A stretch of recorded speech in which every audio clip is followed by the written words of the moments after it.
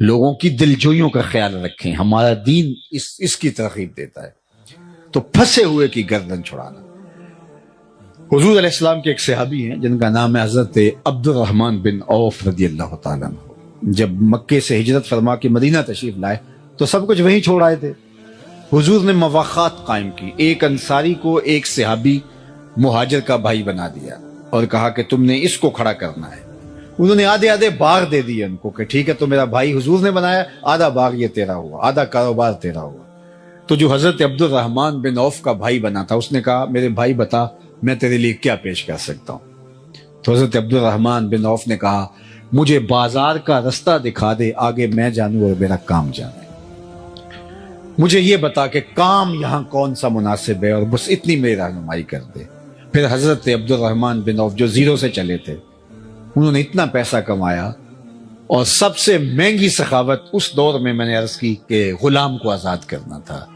حضرت عبد الرحمن بن عوف رضی اللہ تعالیٰ عنہ نے چند سالوں کے اندر اتنا پیسہ کمایا کہ انہوں نے 30,000 غلام آزاد کیے. کتنے غلام؟ 30,000 غلام آزاد کیے. اللہ اکبر. غلامی ایسے ختم نہیں ہوئی, یہ حضور کے دیے ہوئے دین کی وجہ سے ختم ہوئی. 30,000 غلام اللہ کی رضا کے لیے آزاد کیے.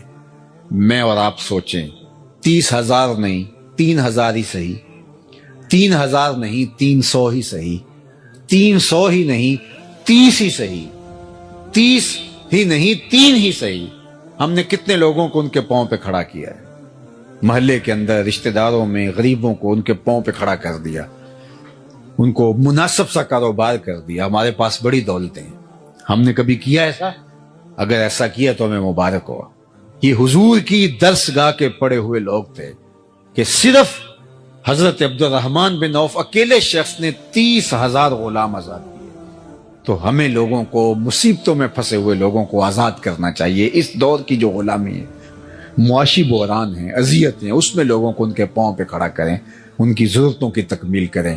یہ میرے حضور کی سیرت ہے, اور سیرت بیان اس لیے کی جاتی ہے کہ اس سیرت کو ہم اپنے اندر اتاریں اور اپنے اس کا عکس اپنے اندر پائیں تاکہ ہمارے آقا خوش ہوں. صرف سن کے کہ واہ سبحان اللہ, یہ ہم صرف ان کو بیان کر کے سبحان اللہ کہہ رہے نہیں. دین کا تقاضا ہم سے یہ ہے کہ ہم دیکھیں, محاسبہ کریں کہ ہم اس امر میں خود کہاں تک ہیں. پھر چوتھا وصف حضور کو ام المومنین نے بیان کیا, وہ تکر الضیف, آپ مہمان نواز ہیں, اونچے درجے کے مہمان نواز, اعلیٰ درجے کے مہمان نواز.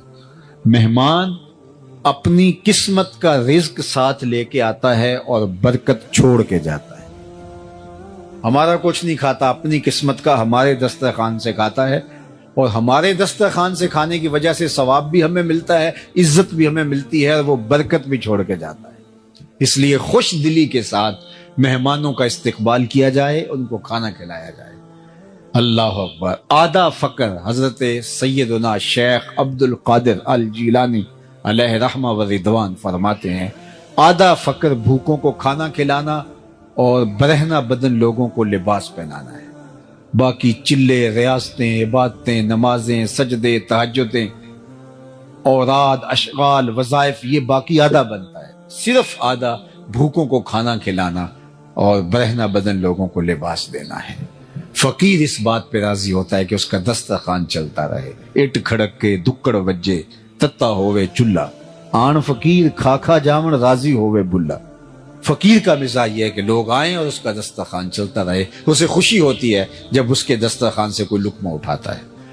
تو یہ چوتھا وصف ام المومنین نے حضور کا بیان کیا. پانچواں وصف وتصدق الحدیث. حضور آپ نے کبھی جھوٹ نہیں بولا, آپ ہمیشہ سچ بولتے ہیں. آپ کا رب آپ کو کبھی ضائع نہیں ہونے دے گا. اب آئیے ہم یہاں رکتے ہیں کہ ہماری زندگی میں سچ ہے یا جھوٹ. تو قدم قدم پہ ہم جھوٹ بولتے ہیں. آج ہمارا تاجر کہتا ہے جناب جھوٹ نہ بولیں تو سودا نہیں بکتا. میں نے کہا جاپان والے کیسے بیچ لیتے ہیں, وہاں تو جھوٹ کا کبھی گزر بھی نہیں ہوا, اور وہ معیشت میں کہاں سے کہاں ہیں. یہ عجیب فلسفہ تراشا کہ جھوٹ نہ بولیں گے تو سودا ہی نہیں بکے گا. جھوٹ تو نحوست ہے, جھوٹ تو معیشت کو کھا جاتا ہے, جھوٹ تو سکون کو برباد کر دیتا ہے, اور اللہ کے محبوب نے فرمایا یہ جہنم کی طرف لے جاتا ہے.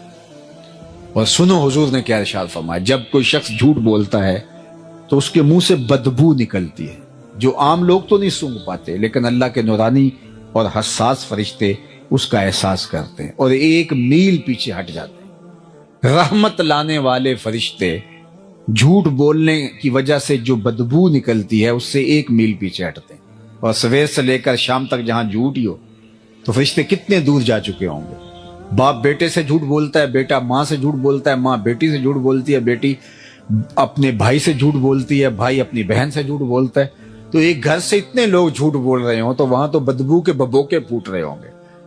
تو رحمت کے فرشتے تو دور دور کہیں ہوں گے جنہوں نے رحمت لے کے آنی تھی، اب نحوست آ گئی، رحمت والے تو آ ہی نہیں سکتے۔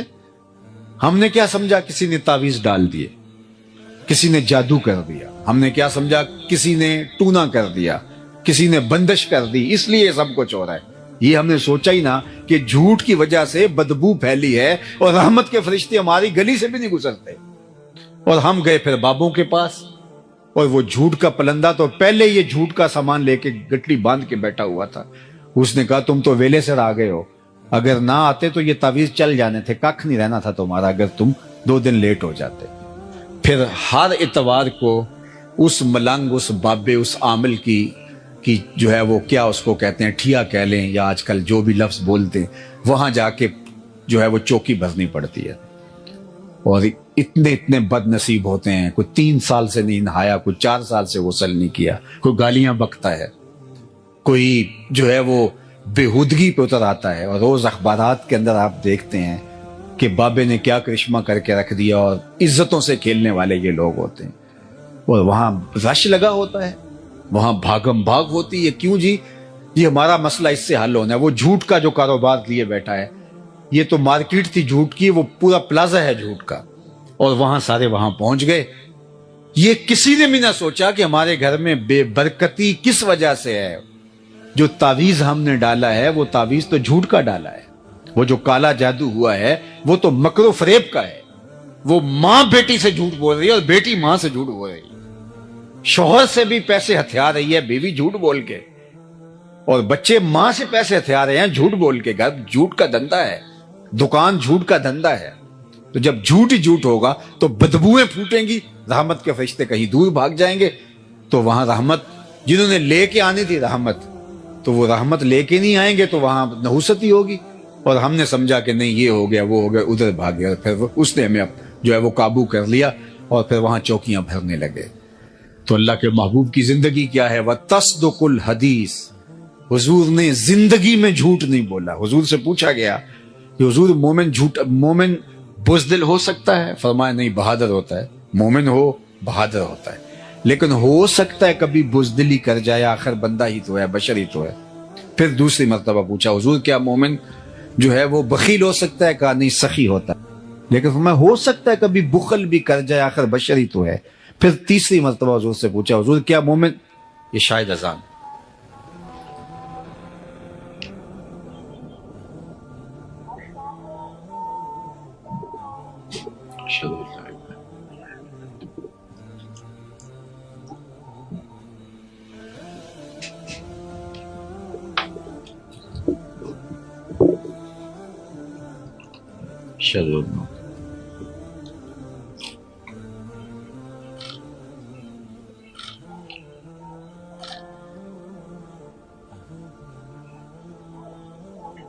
لا حول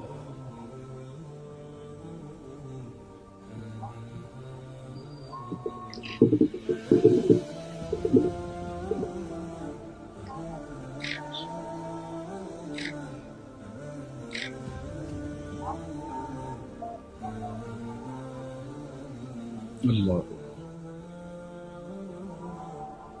لا الہ الا اللہ اللہم صل علی سیدنا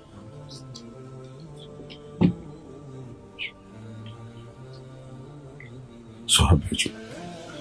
تو حضور علیہ السلام سے پوچھا گیا کہ مومن بزدل ہو سکتا ہے؟ کہا نہیں، مومن بہادر ہوتا ہے، لیکن ہو سکتا ہے کبھی بزدلی کر جائے، آخر بشر ہی تو ہے۔ پھر پوچھا گیا کہ مومن بخیل ہو سکتا ہے؟ کہا نہیں، سخی ہوتا ہے، لیکن ہو سکتا ہے کبھی بخل بھی کر جائے۔ بلکہ ایک روایت میں فرمایا گیا کہ جو اولاد ہوتی ہے مبخلتن و مجبنتن، یہ تھوڑا تھوڑا بخیل بھی بنا دیتی ہے اور تھوڑا تھوڑا بزدل بھی بنا دیتی ہے۔ جب بندے کی شادی نہیں ہوئی ہوتی، اولاد نہیں ہوتی، وہ مشکل میں بھی کود جاتا ہے اور شاہ خرچ بھی ہوتا ہے، لیکن اولاد کے بعد تھوڑا تھوڑا بخیل ہو جاتا ہے اور تھوڑا تھوڑا بزدل بھی ہو جاتا ہے۔ تو ہاں مبخلۃ و مجبنہ، اولاد بخیل کر دینے والی ہے اور بزدل بنا دینے والی ہے۔ تو کہا مومن ہوتا فطرتاً سخی ہے لیکن ہو سکتا ہے کبھی بخیل ہو جائے، مومن ہوتا بہادر ہے لیکن ہو سکتا ہے کبھی بزدل بھی ہو جائے۔ پھر تیسرا سوال ہوا مومن جھوٹا ہو سکتا ہے؟ فرمایا جھوٹا نہیں ہو سکتا، یہ نہیں ہو سکتا کہ مومن ہو اور جھوٹا ہو، اور یہاں سچا بندہ ڈھونڈنے سے نہیں ملتا۔ اب کیا کریں؟ مومن کی تو علامت بتائی گئی ہے کہ مومن جھوٹا نہیں ہو سکتا، تو پھر ہمیں دیکھنا پڑے گا ہم کھڑے کہاں۔ دل مسلمان ہے تیرا نہ میرا، اقبال نے کہا تھا دل مسلمان ہے تیرا نہ میرا، تو بھی نمازی میں بھی نمازی۔ نمازیں تو ہم پڑھے جا رہے ہیں لیکن اصل ہمارا اندر لٹا ہوا ہے۔ مومن کی علامت کیسے پہچانے کے مومن؟ منافق کی 4 علامتیں بیان کی گئی ہیں، ان میں سے ایک علامت اذا حدث کاذب، جب وہ بولے گا جھوٹ بولے گا، اور یہ علامت اگر مومن نہیں ہو تو وہ مومن نہیں، یہ نفاق کی علامت ہے۔ تو مجھے اور آپ کو دیکھنا ہوگا، چاہے اس کی قیمت کوئی بھی دینی پڑے، سچ بولنے کی قیمت تو دینی پڑتی ہے، کوئی حرج نہیں ہے، لیکن یہ اللہ کے محبوب علیہ الصلوۃ والسلام نے علامت ایمان بتائی ہے کہ مومن سچا ہوتا ہے، مومن جھوٹا نہیں ہوتا۔ تو فرمایا وتصدق الحدیث، آپ سچ بولتے ہیں۔ اور میں آپ کو بتاؤں کہ میرے اور آپ کے آقا و مولا اعلان نبوت سے قبل بھی صادق اور امین کہلاتے تھے۔ حضور نے کوہ صفا پہ جب صنادید قریش کو جمع کیا تو ان کو ایک بات کہی تھی جو تاریخ کے اوراق میں موجود ہے کہ اگر میں کہوں کہ پہاڑ کی دوسری جانب سے ایک لشکر آ رہا ہے جو تمہیں کچل ڈالے گا، مان لو گے؟ انہوں نے کہا دیکھیں گے، نظر آیا تو فبہا، نظر نہ بھی آیا تو کہیں گے ہم اندھے ہیں آپ سچے ہو، کیونکہ ہم نے آپ کو کبھی جھوٹ بولتے نہیں سنا۔ تو فرمایا پھر مان لو اللہ ایک ہے۔ تو پھر انہوں نے انکار تو کیا لیکن اندر کہہ رہا تھا جو کل سچا تھا وہ آج بھی سچا ہے، اور ایک وقت آیا پھر ماننے پہ مجبور ہو گئے۔ اور امین ایسے کہ ابو جہل نے کہا کہ وقت تیزی کے ساتھ ہاتھوں سے نکلتا جا رہا ہے، اگر 4 اور لوگ ان کے ساتھ جڑ گئے تو پھر قابو پانا مشکل نہیں ہوگا۔ تو اس نے کہا گرو جی کیا کریں؟ کہا ہر قبیلے سے ایک ایک فرد لو اور ان کے گھر کا محاصرہ کرو اور معاذ اللہ حضور کو شہید کر دو، اور اگر بنو ہاشم اٹھ کھڑے ہوئے تو مل کے مقابلہ کریں گے، اور اگر انہوں نے خون بہا مانگا تو خون بہا مل کے دے دیں گے، کوئی مشکل نہیں ہوگی۔ اور اتنے قبائل کے سامنے اکیلے بنو ہاشم نہیں کھڑے ہو پائیں گے، اور حضور کے گھر کا پھر محاصرہ کر لیا۔ اللہ اکبر۔ اور آپ جانتے ہیں کہ آقا کریم نے حضرت علی المرتضیٰ کو اپنے بستر پہ لٹایا اور کیا کہا؟ علی تم میرے بستر پہ لیٹ جاؤ، صبح اٹھنا، لوگوں کی امانتیں واپس کر کے تم بھی مدینے چلے آنا۔ تو ذرا تصور کیجئے حضور کیسے امین تھے، جنہوں نے امانتیں حضور کے گھر میں رکھی تھی آج قتل کے درپے ہوئے تو انہیں امانتوں کا فکر نہیں تھا، وہ جانتے تھے کچھ بھی ہو جائے محمد عربی کے پاس رکھی گئی امانتیں ضائع نہیں ہوں۔ یہ ہوتا ہے امین۔ اور پھر آقا کریم نے بھی فرمایا کہ تم امانتیں واپس دے کے آنا۔ کسی نے حضرت علی سے پوچھا کہ تم حضور کے بستر پہ لیٹ گئے تھے تو وہ حضور علیہ السلام کے گمان میں تمہیں بھی تو قتل کر سکتے تھے، تو تمہیں نیند آ گئی تھی؟ حضرت علی نے کہا بڑے آرام کی نیند۔ کہا کیسے؟ کہا حضور نے کہا تھا علی تم میرے بستر پہ لیٹ جاؤ، صبح اٹھ کے امانتیں دے کے مدینے چلے آنا۔ مجھے یقین تھا میں صبح اٹھوں گا بھی، امانتیں بھی ادا کروں گا اور مدینے بھی پہنچوں گا، اس لیے کہ یہ میرے حضور نے فرما دیا تھا۔ اللہ اکبر۔ یہ ہے حضور کا کردار، حضور علیہ السلام کی زندگی۔ وتصدق الحدیث، یہ ہمیشہ سچ بولتے ہیں۔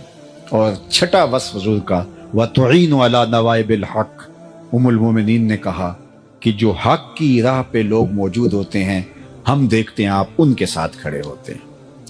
ہم تو کہتے ہیں کہ ہمیں کیا لگے جی، ہمیں کیا غرض، ہم تو اپنے آپ کا دفاع کرتے ہیں، اپنے آپ کو بچاتے ہیں۔ سچ اور سچائی کے ساتھ کھڑا ہونا ہمارے مزاج میں نہیں ہے، اور اسی لیے پھر سچ بولنے والا تنہا رہ جاتا ہے اور معاشرہ اس کو کچل کے رکھ دیتا ہے، دوبارہ وہ عبرت کا نشان بن جاتا ہے، لوگ جو ہے وہ اس جگہ پہ کھڑا ہونے کو تیار نہیں ہے۔ سچ کے ساتھ کھڑا ہونا چاہے اس کی کوئی بھی قیمت دینی پڑے۔ حالات کی تلخیاں آج دیکھیے دنیا کے اوپر، آج 56-57 اسلامی ملک حق کے ساتھ کھڑے نہیں ہو پا رہے۔ فلسطین کے اندر جو قیامت بپا ہے، چند نہتے ٹینکوں سے اور توپوں سے لڑ رہے ہیں، اور 56-57 اسلامی ملک جن کی غیرت کا جنازہ نکل گیا۔ یہ OIC کا اجلاس ہوا ہے اور عرب لیگ کا، کتنے بے شرم لوگ ہیں، کیسے تصویریں اور جھنڈوں کے آگے کھڑے ہوئے تھے۔ تم نے کیا کیا ہے کہ یوں کھڑے سینہ تان کے تصویریں کھنچوا رہے ہو؟ کہاں گئی تمہاری غیرت؟ دیبل کے ساحل پہ ناہید نامی ایک لڑکی نے پکارا تھا، اور حجاج بن یوسف کوئی اچھا شخص نہیں مانا جاتا، ظالم شخص تھا۔ حضرت حسن بصری رضی اللہ تعالیٰ عنہ تابعی ہیں، وہ فرمایا کرتے تھے کہ پچھلی امتوں کے لوگ اپنے سارے ظالم لے آئیں اور ایک پلڑے میں ڈال دیں، دوسرے پلڑے میں صرف حجاج بن یوسف کو ہم ڈال دیں تو یہ پلڑا پھر بھی بھاری ہوگا۔ اتنا بڑا ظالم تھا، لیکن اس نے دیکھا کہ محراب کے پیچھے آوازیں آ رہی ہیں، تو اس نے معلوم کیا تو پتا چلا کہ دیبل سے ایک جہاز پہنچا ہے اور فریاد کی گئی ہے اور حجاج کو پکارا گیا ہے۔ پھر وہ اللہ کے قہر کی بجلی بن کے نازل ہوا۔ یہ ہماری تاریخ ہے۔ آج وہ پکار رہے ہیں، این العرب این انتم یا جنون المسلمین، کہاں ہو مسلمانوں تم؟ نہتے لڑ رہے ہیں، نہتے لڑ رہے ہیں۔ لیکن یہ بات ذہن میں رکھیے گا کہ حق کبھی دبا نہیں کرتا۔ الاسلام یالو ولا یولا علیہ، اسلام ہمیشہ غالب رہے گا۔ اور پھر اس خطے کے بارے میں تو اللہ کے محبوب کے فرامین بہت واضح ہیں۔ دمشق کے دروازوں پر اور بیت المقدس کے آس پاس ایسے لوگ قیامت تک موجود رہیں گے کہ لوگوں کا ان کو تنہا چھوڑ دینا ان کو نقصان نہیں پہنچائے گا، اور فرمایا کہ وہ حق پر کھڑے رہیں گے یہاں تک کہ حضرت امام مہدی اور حضرت عیسیٰ کے عساکر کے ساتھ شامل ہو جائیں۔ اور وہ منظر کتنا دل فریب ہوگا جب حضرت عیسیٰ تشریف لائیں گے، اور یہ اس وقت امت 3 حصوں میں بٹ چکی ہوگی، اور یہ بالکل حالات اب ادھر جا رہے ہیں۔ ایک حصہ کٹ چکا ہوگا، شہید ہو چکا ہوگا، ایک فرار کا راستہ اختیار کر چکا ہوگا، بزدلوں کا ٹولہ، اور ایک لڑ رہے ہوں گے۔ حضرت عیسیٰ ان کے پاس آئیں گے، اللہ اکبر، اور انہیں کہیں گے کہ اب بتاؤ کیا کرنا ہے، میں بد دعا کرتا ہوں یہ غرق ہو جائیں گے، یا پھر یہ ہے کہ ان کے خلاف ہم لڑنے کے لیے تیار ہیں۔ تو وہ کہیں گے کہ ہم لڑ کے جہاد کر کے فتح حاصل کرنی ہے۔ حضرت عیسیٰ علیہ السلام کی ہمراہی میں جہاد اسلام ہوگا۔ اللہ اکبر، صحیح بخاری کی روایت ہے، تمام رجال ثقہ ہیں۔ میں اب میری زبان نہ کھل جائے، بڑی کوشش کی گئی کسی طرح سے حضرت امام مہدی کے نزول والی حدیثوں کو ضعیف قرار دیا جائے، آج سے چند سال پہلے محققین بٹھائے گئے کسی ملک نے، لیکن نہیں کر سکے، اور یہ حدیث بخاری میں ہے، اور اس سے ملتی جلتی باقی صحیح حدیث میں بہت ساری حدیث ہیں۔ اللہ کے محبوب علیہ السلام فرماتے ہیں کہ وہ وقت آئے گا کہ پھر جب حضرت عیسیٰ علیہ السلام کے انفاس کی خوشبو سے ہی دجال پگھلنا شروع ہوگا، اور یہ فرار کا راستہ اختیار کرے گا، اور فرمایا مقام میں لد پہ قتل کر دیا جائے گا، بھاگتا ہوا، اللہ اکبر، بھاگتا ہوا مارا جائے گا۔ وہ جو جس پہ ناز ہے، اور وہ کہتے ہیں 1000 سال حکومت اس کے آنے پہ ہم کریں گے، اور ہیکل سلیمانی بنانے کے لیے یہ بےتاب ہیں، اور وہ تخت داؤدی جو رکھا ہوا ہے انگلینڈ کے اندر، وہ یہاں ہیکل سلیمانی میں رکھنے کے لیے بےتاب ہے کہ یہاں آ کے ہمارا مسیحا بیٹھے گا۔ وہ ان کا مسیحا بھاگتا ہوا مارا جائے گا، اور یہاں 6 ماہ کے بچے بھی سینے پہ گولیاں کھا رہے ہیں۔ یہ مسلمان کا جذبہ ہے، یہ ان کی طاقت۔ پھر حضور علیہ السلام نے فرمایا کہ جب مقام لد پہ اس وقت جو ایک چھوٹا سا دیہات تھا، تو اس وقت لوگ کہتے تھے یہ لد چھوٹا سا دیہات ہے، یہاں کیسے فرار ہوگا، لیکن آج دنیا کو پتہ چل گیا دنیا کا حساس ترین ایئرپورٹ یہی ہے، اور 2 ٹرمینل اس کے بند ہیں جو انتہائی ہنگامی صورتحال کے لیے رکھے گئے۔ تو اب سمجھ آئی کہ دجال یہاں سے بھاگنا شروع ہوگا، اور یہاں حضرت عیسیٰ کے ہتھے چڑھ جائے گا، خنزیر کو بھی قتل کریں گے اور دجال کو بھی قتل کریں گے، صلیب کے نشان کو بھی توڑیں گے، اور پھر اسلام کو اللہ مسلمانوں کو یوں فتح دے گا کہ حضور نے فرمایا کہ اگر کسی پتھر کے نیچے، بخاری کی روایت ہے، پتھر کے پیچھے، پہاڑ کی اوٹ میں، کسی غار میں، کھو میں، کسی جگہ پہ بھی کوئی یہودی چھپ کے جان بچانا چاہے گا تو وہ پتھر بھی آواز دے گا کہ یہ ظالم میرے پیچھے چھپا ہوا ہے۔ اللہ اکبر۔ پھر شرق سے لے کر غرب تک، شمال سے لے کر جنوب تک کائنات کی کوئی چھت ایسی نہیں ہوگی جہاں میرے نبی کے نام کا جھنڈا نہیں جھول رہا ہوگا۔ اللہ اکبر، اللہ اسلام کو غلبہ اور قوت اور طاقت اور توانائی عطا